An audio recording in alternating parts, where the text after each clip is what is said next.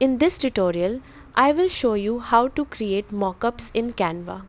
First, open Canva and log into your account. Click Create a Design and choose any size like poster or social media format. Once your canvas opens, go to the Upload section and add your design, logo or image that you want to showcase. Now click on your image, then select Edit Photo from the top toolbar. Scroll down in the editing panel and find the Mockups option. Click on it and Canva will show different mockup styles like phones, laptops, packaging or frames. Choose a mockup that fits your design. Canva will automatically place your image inside the mockup.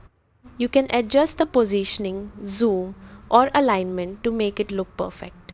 To enhance your mockup, add backgrounds, text or elements to make it more realistic and professional. Preview your design and make small adjustments if needed. Finally, click Share, then Download and save your mockup as PNG or JPG. That is how you create mockups in Canva.